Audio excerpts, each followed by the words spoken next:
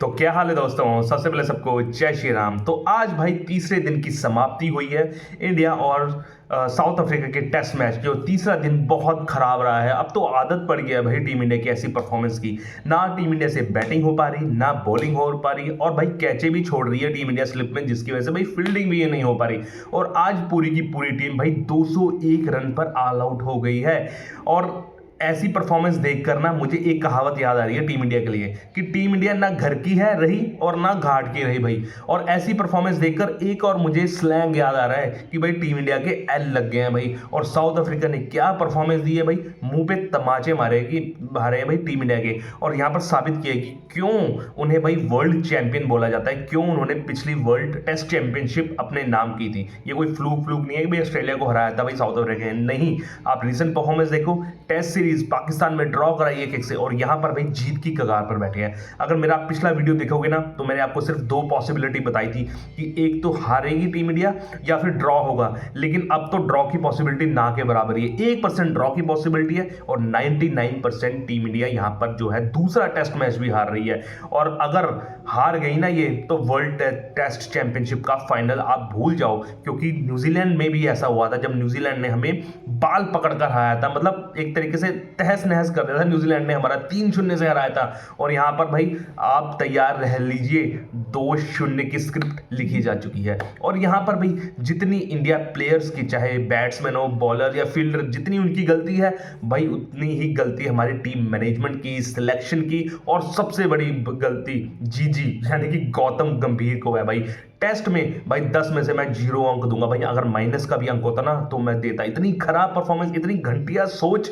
अगर बात की जाए आज के मैच की भाई, अगर देखो हम पिछला मैच चलो भुला देते हैं भाई, कि जैसे है आपके पास स्किल नहीं है बैट्समैनों की रैंक टर्नर खेलने की, वो हम भुला गए थे। आप 93 पर आउट हो गए तो इतना कुछ नहीं था। हम चाहते थे कि भाई 1-1 से सीरीज से ड्रॉ हो जाए और हम थोड़ा सा हमारा मन शांत हो जाए, लेकिन नहीं, हम नहीं ऐसे मानने वाले भाई।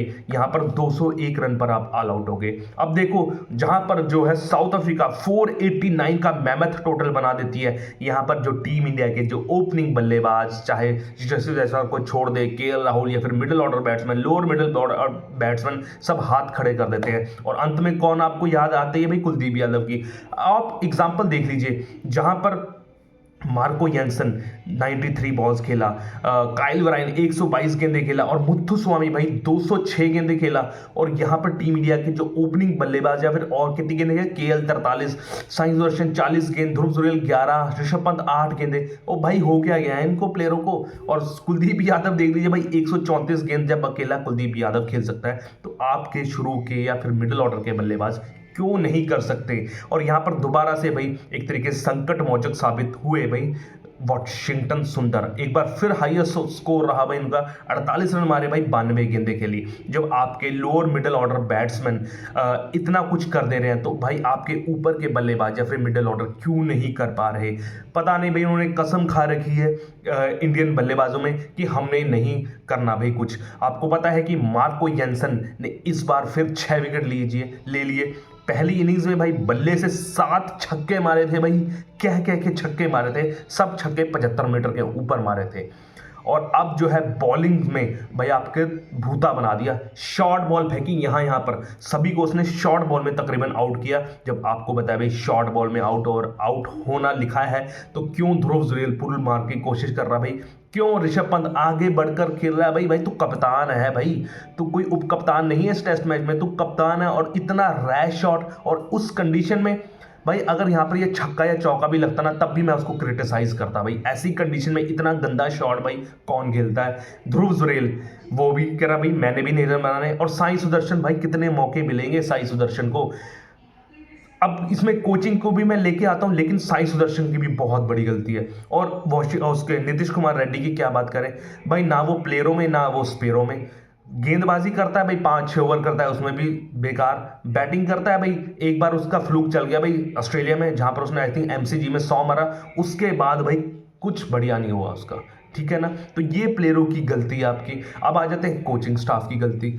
अब गौतम गंभीर पता नहीं, इस कोचिंग बनने से पहले भाई बोलते थे स्पेशलिस्ट बल्लेबाज खिलाएंगे हम, फलाना कर देंगे, ढिमकाना कर देंगे।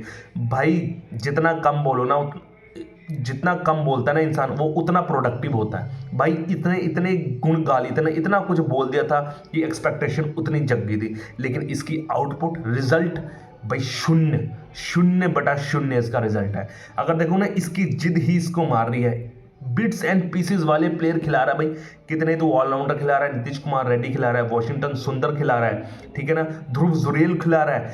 इतने इसने ऑलराउंडर खिला देने तो पता ही नहीं लग रहा भाई किसका क्या रोल है। कभी भाई ये जो है आपको वॉशिंगटन सुंदर को पहले मैच में तीसरे नंबर पर खिला देता है, फिर अच्छा परफॉर्मेंस देने के बाद उसको 7वें नंबर पर खिलाता है, उसको साइंस दर्शन को फिर तीसरे नंबर पर खिला देता है।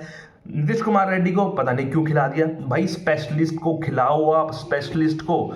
अब पुराने एरा में क्या होते थे भाई, राहुल द्रविड़, सचिन तेंदुलकर, हरभजन सिंह, सौरव गांगुली, वीवीएस लक्ष्मण, जाहिर खान, भाई ये स्पेशलिस्ट थे। अनिल कुंबले भाई ये स्पेशलिस्ट थे भाई। ऐसा नहीं कि बल्लेबाजी थोड़ी कर दें, गेंदबाजी थोड़ी कर दें, स्पेशलिस्ट टेस्ट मैच में ही काम आता है। वो कोई जनरेशनल टैलेंट होता है भाई, कि भाई वो दोनों जगह बॉलिंग भी कर ले बैटिंग कर ले। जैसे जैसे आपके एंड्रू फ्लिंटॉफ वो जनरेशनल टैलेंट था, जाक कालिस, ठीक है ना, बेन स्टोक्स, और थोड़ा बहुत मैं हार्दिक पांड्या को भी कहूँगा जनरेशनल टैलेंट, वो दोनों कर सकते हैं भाई। ऐसे प्लेयर आपके जनरेशन में एक बार होते हैं, 10 साल में एक बार ऐसे निकलते हैं। लेकिन भाई आपने तो भाई नीतीश कुमार रेड्डी को फ्लिंटॉफ या फिर बेन स्टोक्स के उसमें तोल दिया भाई। माना वॉशिंगटन सुंदर है, लेकिन भाई नीतीश कुमार रेड्डी। और आप सिलेक्शन किससे कर रहे हो भाई, आईपीएल से कर रहे हो भाई। ध्रुव जुरेल जिसको डोमेस्टिक का अनुभव नहीं है, और उसको साई सुदर्शन जो भाई गुजरात टाइटंस के लिए खेलते हुए ओपनिंग में बहुत बढ़िया बल्लेबाजी करी, उसको आपने डाल दिया, चांसेस दे दिए, ठीक है ना। तो आप आईपीएल को तवज्जो देके उसको टेस्ट मैचेस में खिला रहे हो, ये सबसे बड़ी मूर्खता है यहाँ पर गौतम गंभीर की। अगर आप सुधरोगे नहीं तो यहाँ पर आपको अपने आप ही सैक हो जाना चाहिए, या फिर बीसीसीआई को सैक कर देना चाहिए। अब ट्विटर में भी ट्रेंड चलने लग गया, जैसे फुटबॉल में ट्रेंड चलता है ना, कोई भी मैनेजर खराब परफॉर्मेंस देता है उसको सैक कर देते हैं। तो भाई गौतम गंभीर को भी 100% टेस्ट मैचेस में, वनडे और टी20 की मैं बात नहीं कर रहा, टेस्ट मैचेस में उसको सैक कर देना चाहिए और अपने आप गद्दी छोड़ देनी चाहिए। यार इतनी बेइज्जती हो गई उसकी, इतना खराब परफॉर्मेंस भाई। घर पर हम शेर नहीं थे, सवा शेर थे, लेकिन भाई हम तो भीगी बिल्ली बन चुके हैं घर में, कोई भी आकर हमें हरा देता है। और भाई वर्ल्ड टेस्ट चैंपियनशिप के बारे में अब तुम सोचना बंद कर दो भाई, क्योंकि वर्ल्ड टेस्ट चैंपियनशिप में 2027 में हमने उससे पहले 5 टेस्ट मैचों की सीरीज करनी है। ऑस्ट्रेलिया आएगा भी इंडिया में, और वो 5 के 5 टेस्ट मैचों में अगर ऐसी परफॉर्मेंस रही तो 3 टेस्ट मैच में 5 में से 3 तो हमारा हारना तय है। इवन 4 भी हम हार सकते हैं, एक आधा जीत लेंगे वो अलग बात है। तो अगर यहाँ पर चेंजेस नहीं लाए, स्पेशलिस्ट बल्लेबाज या फिर गेंदबाज नहीं खिलाए, तो यही हाल होने वाला है भाई, ठीक है ना। तो बहुत बुरा रहा यहाँ पर टीम इंडिया का 201 रन पर ऑल आउट होगी। और देखो 201 ऑल आउट होने के बाद उनके भाई 26 रन बन गए हैं भाई, एक भी नहीं आउट हुआ। तो भाई पता नहीं, समझ नहीं आ रहा क्या हो रहा है भाई। अब कुलदीप यादव ने अपने आप बोला था पहले दिन की पोस्ट मैच इंटरव्यू में कि भाई ये रोड सपाट पिच बना दी है, तो भाई आपसे सपाट पिच में भी 201 रन बन रहे हैं, तो आप चाहते क्या हो। रैंक टर्नर में आपको खेला नहीं जाता, सपाट पिच में भाई आप फास्ट बॉलर को खेल नहीं पाते। मैंने पहले ही बोला था दूसरे टेस्ट मैच में, अगर सपाट पिच थोड़ी सी ठीक पिच हुई तो आपको मार्को येंसन और कगिसो रबाडा खा जाएंगे।